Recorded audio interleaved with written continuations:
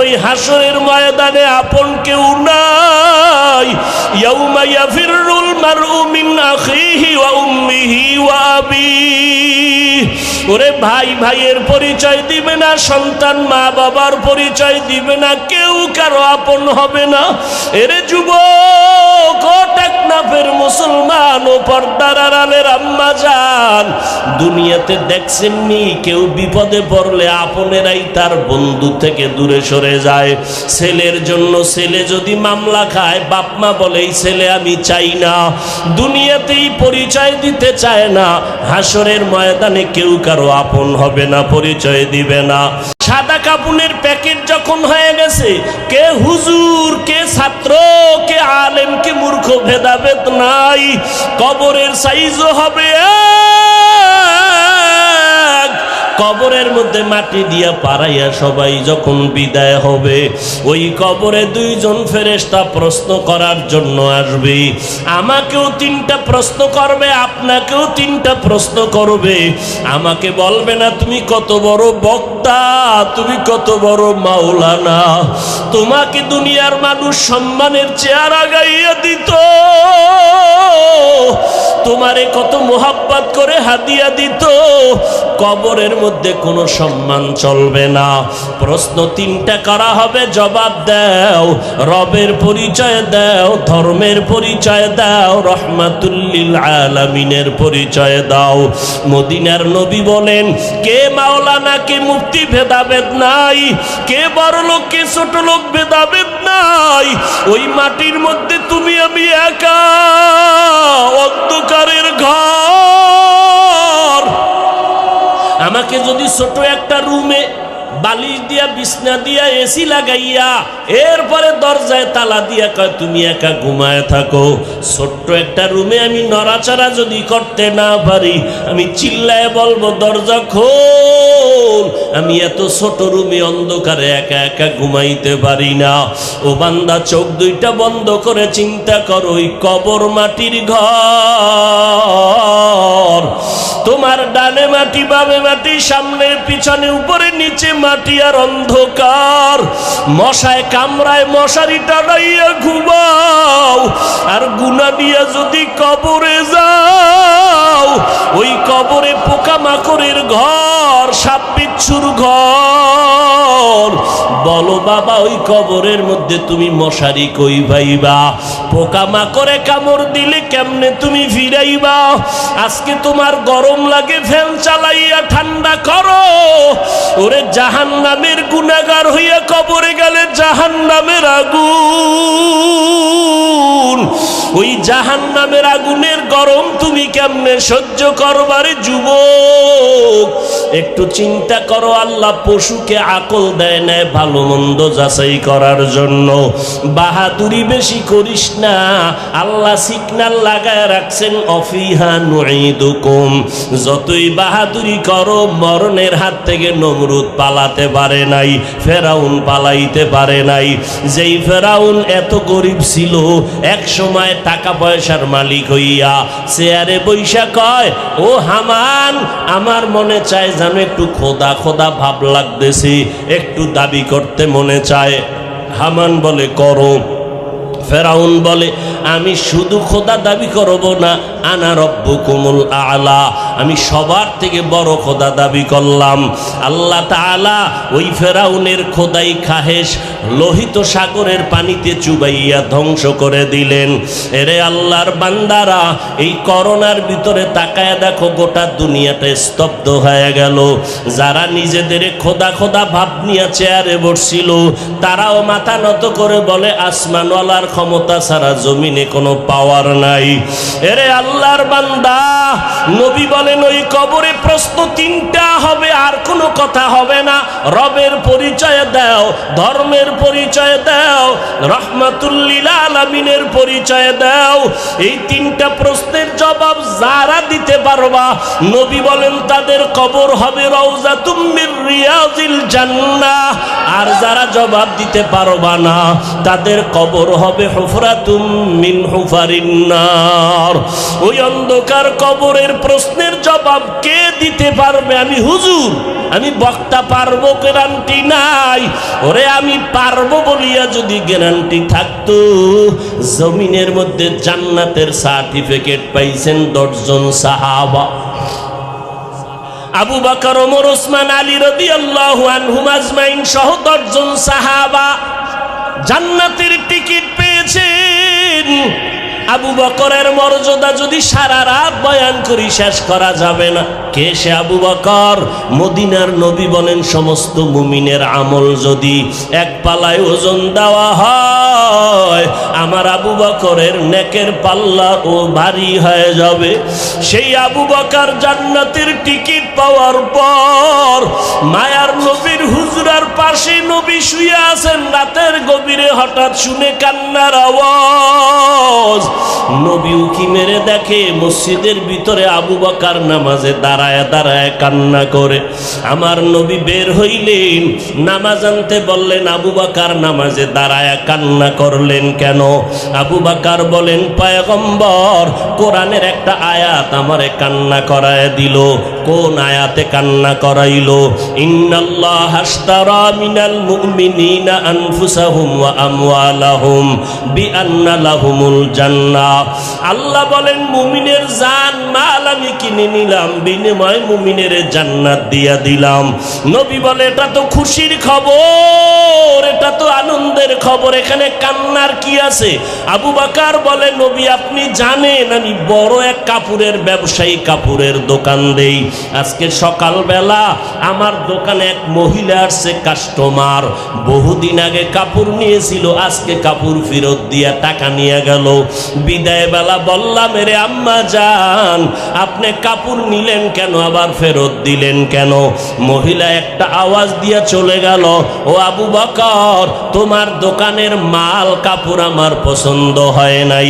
এতটুকু বলে মহিলা চলে গেল। ও নবী আমি পেরেশান হয়ে গেলাম। আরে হাসরের ময়দান যেদিন কায়েম হয়ে যাবে, আপনি হাসরের ময়দানের ভয়াবহতার বয়ান করেছেন। মানুষগুলো সব উলঙ্গ দাঁড়াবে, ওদিকে সূর্যের গরম, ওদিকে জাহান্নামের আওয়াজ, আবার আমার মাওলা পাকের কুদরতি কাহারিয়াতের আওয়াজ। ওই সময় নবীরা পর্যন্ত নাফসি নাফসি বলে কাঁদবেন, উম্মতের কথা ভুলিয়া যাবেন। মুসা নবী উম্মতকে ভুলে কাঁদবেন, আল্লাহ আমাকে বাঁচাও। ঈসা নবী কাঁদবেন, আমার উম্মতকে ভুলিয়া বলবে, আল্লাহ আমাকে বাঁচাও। ইব্রাহিম নবী উম্মতের কথা ভুলে গিয়া বলবে, আল্লাহ আমাকে বাঁচাও। সমস্ত নবীরা বেগুনাহ হইয়াও যদি হাসরের ময়দানে নিজের নাফসি বলিয়া কান্না করেন, ওই সময় যদি আল্লাহ সিরিয়ালে আমি আবু বকরের ডাক দেয়, আবু বকর কই? আমি মাওলা পাকের আদালতে যখন দাঁড়াবো, আল্লাহ যদি বলে, আবু বকর তোমারে যে জান্নাত দিছি বিনিময়ে তুমি কি নিয়ে আসছো বলো? আমি যদি বলি আল্লাহ তেলাওয়াত নাও, জিকির নাও, জিকির করেছি, নামাজ পড়েছি নাও, আল্লাহ যদি মহিলার মতো কথাটা বলিয়াই ফালায়, আবু বকর তোমার আমল নিয়া তুমি জাহান্নামে যাও, আমার জান্নাত আমারে ফিরায় দাও। ও আল্লাহ কারণ কি? আল্লাহ যদি বলে, আবু বকর তোমার আমল আমার কাছে পছন্দ হয় নাই, যেইভাবে তেলাওয়াত করলে আমি খুশি হব ওইভাবে তেলাওয়াত তুমি করতে পারো নাই, যেইভাবে সেজদা দিলে আমি খুশি হব ওইভাবে তুমি সেজদা করতে পারো নাই, যেইভাবে ইবাদত করলে আমি খুশি হব ওইভাবে ইবাদত করো নাই। ও পয়গম্বর তখন ওই হাসরের ময়দানে আপন কেউ নাই। ইয়াউমা ইয়াফিরুল মারউ মিন আখিহি ওয়া উম্মিহি ওয়া আবিহি। ওরে ভাই ভাইয়ের পরিচয় দিবে না, সন্তান মা বাবার পরিচয় দিবে না, কেউ কারো আপন হবে না। এরে যুবক, ও টেকনাফের মুসলমান, ও পর্দার আড়ালের আম্মা জান, দুনিয়াতে দেখছেননি কেউ বিপদে পড়লে আপনেরাই তার বন্ধু থেকে দূরে সরে যায়। আল্লাহর কাছে মাটির সৃষ্টি মানুষের বড় দাম, বড় মর্যাদা। নূরের সৃষ্টির এত মর্যাদা নাই। আগুনের সৃষ্টির এত মর্যাদা নাই। এজন্য আল্লাহ বলেন, এই নূরের সৃষ্টি ফেরেশতারা, মাটির সৃষ্টি আদমের সেজদা করো, উসজুদু লি আদম। আগুনের সৃষ্টি সেজদা কর, সম্মান কর, কারণ আমার আদালতে আগুনের সৃষ্টি শ্রেষ্ঠ না, আমার আদালতে নূরের সৃষ্টি শ্রেষ্ঠ না। আমি আল্লাহর আদালতে স্থায়ী সিদ্ধান্ত, মাটির সৃষ্টি মানুষ শ্রেষ্ঠ। এই সিদ্ধান্ত কার? জোরে বলেন। স্থায়ী না অস্থায়ী? জানা থাকলে বলেন, আল্লাহর এই সিদ্ধান্ত মানে নাই কে? কে মানে নাই? ইবলিস মানে নাই। আল্লাহ বললেন, মানলি না কেন? কয় গায়ের জোরে মানি নাই। ব্যাপারটা এমন না, যুক্তির ব্যানারে মানি নাই, গায়ের জোরে না। খালাকতানি মিন নার ওয়া খালাকতাহু মিন তিন। আমারে বানাইছেন আগুন দ্বারা, আদম বানাইছেন মাটি দ্বারা। মাটি উপরে মারলে নিচে যায়, মাটির গতি নিচে, আগুনের গতি উপরে। আমি কেন সেজদা করব? আদম আমাকে সেজদা করা, এটাই যুক্তি।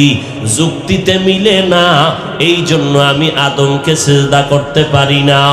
মাটির সৃষ্টিকে শ্রেষ্ঠ মানে না ইবলিস, গায়ের জোরে না যুক্তির ব্যানারে।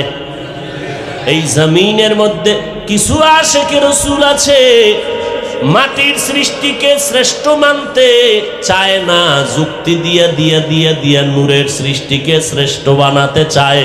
আছে না নাই? আল্লাহর স্থায়ী সিদ্ধান্ত, আল্লাহর স্থায়ী সিদ্ধান্তর সামনে চালাকি চলবে না। নূরের সৃষ্টির থেকে মাটির সৃষ্টির দাম আল্লাহর আদালতে বেশি। আল্লাহ কোরআনের মধ্যে বলেন, ওয়ালাকাদ কাররামনা বানি আদম ওয়া হামালনাহুম ফিল বাররি ওয়াল বাহরি ওয়া রাযাকনাহুম মিনাত তাইয়্যিবাত ওয়া ফাদ্দালনাহুম আলা কাসীরিন মিম্মান খালাকনা তাফদীলা। আল্লাহ বলেন, বনি আদমকে আমি সর্বোচ্চ মাকাম দিয়েছি, শ্রেষ্ঠত্বের। মিনহা খালাকনাকুম। আল্লাহ তাআলা এই শব্দ দিয়া বলে, রে মানুষ, তোদের আমি মাটির থেকে বানাইছি, এখান থেকে সবক নাও। কি সবক? মাটি থাকে পায়ের নিচে। ও জগতের মানুষ, মাটি উপরে মারলে নিচে চলে যায়। তোমাদের মাটির থেকে বানাইয়া সবক দিতেছি, সম্মান আমি তোমাদের নিচে রাখি নাই। আমি আল্লাহ মাটির থেকে বানাইছি ঠিক, তবে মর্যাদা দিলাম সমস্ত মাখলুকতের উপরে। তোমাদের মতো শ্রেষ্ঠত্বের মর্যাদার কাউকে বসাই নাই। ওয়াত্তিনি ওয়াজ্জাইতুন ওয়া তুরি সিনিন ওয়া হাযাল বালাদিল আমিন। আমি চারটা জিনিসের কসম খেয়ে বললাম, তোমরা শুধুই শ্রেষ্ঠ না, তোমাদের মতো সুন্দর আর কাউকে বানাই নাই। লাকাদ খালাকনাল ইনসানা ফি আহসানি তাকওয়িম। আল্লাহ এত সুন্দর করে মানুষ বানাইছেন, আসমান এত সুন্দর, এর থেকে মানুষ আরো বেশি সুন্দর। জমিন এত সুন্দর, এর থেকে মানুষ আরো বেশি সুন্দর। মানুষের মতো সুন্দর আল্লাহ কোনো প্রাণী বানান নাই। এর জগতের মানুষ মাটির থেকে বানাইছি ঠিক, তবে মর্যাদা মাটির মতো নিচে রাখি নাই, সবার উপরে মর্যাদা বাড়ায় দিলাম। তবে সাবধান, এই মর্যাদা পাইয়া বাহাদুরি করবা না। যদি অহংকারী বাহাদুরি করো, সুম্মা রাদাদনাহু আসফালা সাফিলিন, চূড়ান্ত বেইজ্জতির সীমানায় চলে যাবে। বাহাদুরি করবি না রে গোলাম। মিনহা খালাকনাকুম থেকে দ্বিতীয় সবক হলো, প্রথম সবক মাটির থেকে বানাইয়া নিচে সম্মান রাখি নাই, সবার উপরে দিলাম। দ্বিতীয় সবক হলো সর্বোচ্চ সম্মানের জাতি হইয়া বান্দা তুমি অহংকারী করবা না। অহংকারী যদি করো তাহলে ধুলায় মিশে যাবে, জাহান্নামী হয়ে যাবে, জীবনের সব সম্মানগুলো নষ্ট হয়ে যাবে। ভাব দেখাইয়া নমরুদ টিকতে পারে নাই, ফেরাউন টিকতে পারে নাই, সাদ্দাদও টিকতে পারে নাই, কারুন টিকতে পারে নাই। তুমিও কোনোদিন সম্মানের জায়গায় থাকতে পারবা না।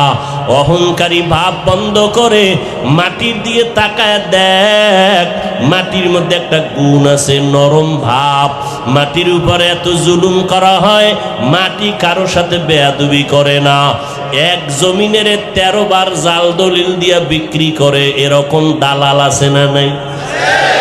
মাটির সাথে এত বেয়াদবি করো, মাটি কাউকে ধরে না, ধরলে তো জায়গায় শেষ হয়ে যায়। ওই কয়েক মাস আগে, বছরের উপরে হবে না, ওই শরীয়তপুর জেলা এর একটা থানা আছে, নড়িয়া থানা, পুরা গ্রাম শুদ্ধা পানির মধ্যে চলে গেল, ধসে গেল। এরকম আল্লাহ পাক মাঝে মাঝে ভূমিকম্প দেয়। আল্লাহ তাআলা যদি কক্সবাজারের সাগরের অনুমতি দেয়, হুকুম দেয় যে টেকনাফ থানাটারে পানির তলে নিয়ে যাও, 1 সেকেন্ডের বেশি লাগবে না। আল্লাহ কয় বান্দা তাকায় দেখ, মাটির মধ্যে দাঁড়াইয়া কত অন্যায় করলি, নাচ মেয়েদের নিয়ে উলঙ্গ নাচ গান করলি মাটির উপরে, মাটি কিছুই বলে না। এই মাটির উপরে দাঁড়াইয়া মদের বোতল নিয়া মাতলামি করেছ, মাটি তোরে যদি চাইতো মাটির তলে নিয়ে যাইতে পারতো, মাটি নেয় না। এত অন্যায় করার পর মাটি তোমার সাথে কোনো খারাপ আচরণ করে না। মিনহা খলাকনাকুম, এখান থেকে সবক নাও। মাটি যেমন নরম, তুমি মাটির সৃষ্টি মানুষ, তুমিও নরম হইয়া চলো। মান তাওয়াজা লিল্লাহ রাফাআহুল্লাহ। মাটি যদি নরম না হইতো তাহলে এত ফলের গাছ এই জমিনে হইতো না। জমিনের মধ্যে যেই জায়গাটা নরম, ওই জায়গায় ফসল ভালো হয়, ঠিক নি? জমিনে সর সম্বল বর নয়ারত, বরু তখমে আমল জয় মে গরদা। জমিন যেইটা নরম, ওখানে ফসল বেশি হয়, ফসল বড় ভালো হয়। যেই মানুষ নরম হইয়া চলবি, ওই মানুষের মর্যাদা আমি সবার উপর উঠায় দিব। এরে মাটির মানুষ, মাটির মতো নরম হইয়া চলো। গরম গরম ভাব দেখাইও না। মানুষ কেন গরম ভাব দেখায়? কয় গরম জিনিস ভিতরে আছে, এই জন্য গরম ভাব। কয় কি আছে? কয় টাকা।